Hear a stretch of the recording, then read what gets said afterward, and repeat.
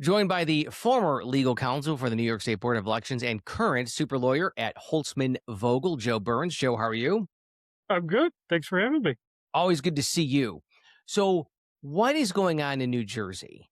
The fact that the governor is claiming that it's 6,600 people who were automatically registered to vote, illegal immigrants, and many of them actually voted.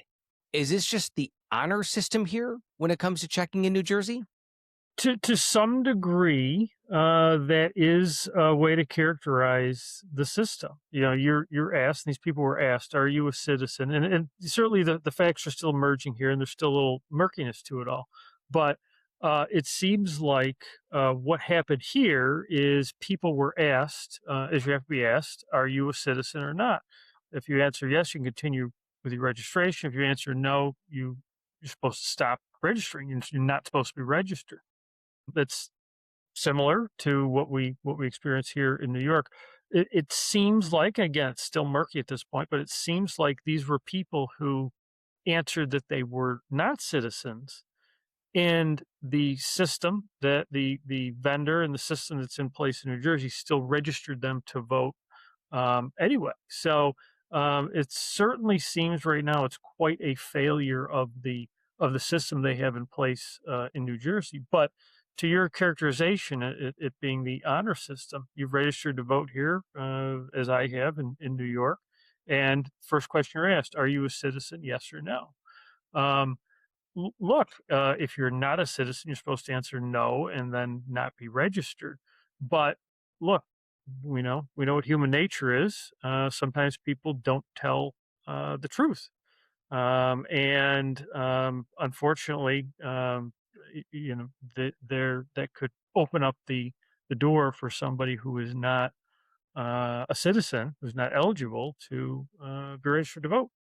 And I was speaking to one county clerk here in New York State, and they were saying in New York, it's literally the honor system. You push a button. Are you a citizen? Yes or no? And there's nothing stopping anyone from hitting the button saying yes and then registering to vote. So, Joe, is it possible that no one's really checking, whether it's a county board of elections or the state board of elections? Isn't it possible and probable that anyone can lie, say, sure, I'm a citizen, be registered to vote, and actually vote in New York State? Because it's possible that no one is checking. Well, part of also part of the registration process is that you have to provide um, your driver's license number or last four digits of your social security number. Now, you don't have to provide those when you register, but you are required to at a later date. If you don't, you're supposed to um, complete an affidavit ballot should you go and vote. But I think the bigger point, and this is what we're seeing in New Jersey, is we're making assumptions that number one, people are always telling the truth, and number two, the system always works perfectly. Well, guess what? What system? What system in your life? What system, particularly when you're dealing with government, works perfectly? And look, we have checks in place for everything that we do in life. I'm going to take a flight in a couple weeks. They're going to ask me my name. Do we rely on the airline saying, "Well, you told me your name is Joseph Burns, and so we'll take your word for it"? No, I'll have to present my passport, which will indicate that I am who I say I am, and my address is where I say it is, and that I am a U.S. citizen as well because it's my passport. And so I think the big point is, look, for anything in life, I'm sure we have great police protection here, we have great cops here in Western New York, but you also lock your doors at night, and you might also have a deadbolt on your door. You don't, you want to have these multiple layers of security. So, and I think what we saw here in New Jersey is, look, the system. Yes, if the system was supposed to act perfectly, but it clearly didn't.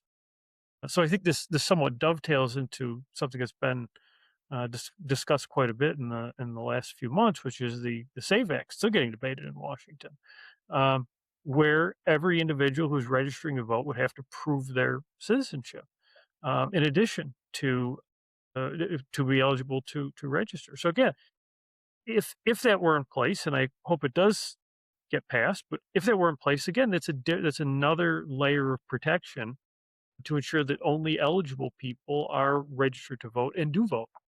But Joe, based on what happened in New Jersey, and I don't believe it. They say it's only 6,600 illegal immigrants were registered and a few hundred voted. I think it's way more. I'm not even asking, is it possible? Isn't it probable in New York State and many blue states that illegal immigrants are registered to vote and have voted? Uh, yeah, look, I think that I think there's always that possibility that hangs out there, and I think really if there's a lesson to draw from this, because look, you had the governor, a Democratic governor in a very blue state, New Jersey, putting it out there for the world to see, letting the world know.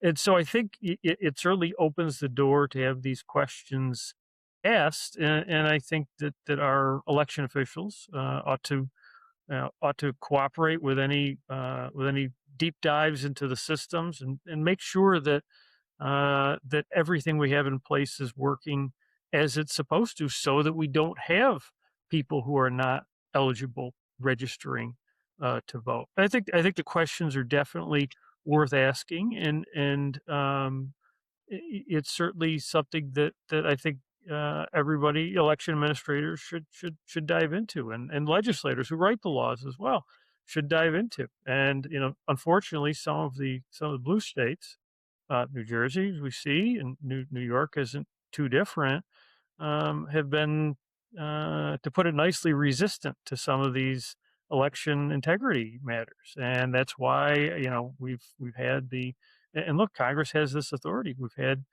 so much interest in uh, by primarily congressional Republicans and the president to uh, institute some of these election integrity matters from the federal level, which they're entitled to do under Article 1, Section 4 of the Constitution.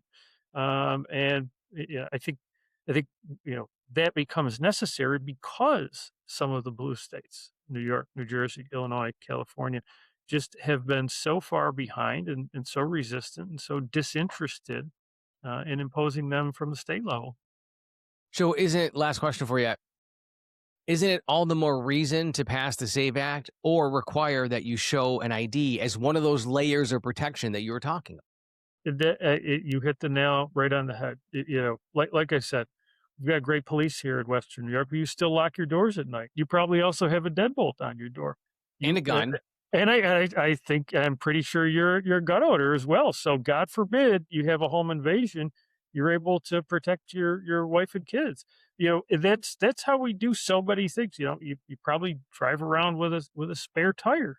We have these multiple layers of protection. So again, you look at the SAVE Act, and look, we have systems in place, but wouldn't because voting is as important as it is, and because we want everybody, regardless of party, to have faith in the election and the election system and the outcomes of the election, don't we want to add these layers of protection? So why not add requirement that you prove your citizenship when registering, number one, and number two, something as simple as requiring a photo ID when you do go and vote. Hardly controversial items, and so I think we're gonna know here in the very near future if Congress approves them, but certainly seem like common sense to me.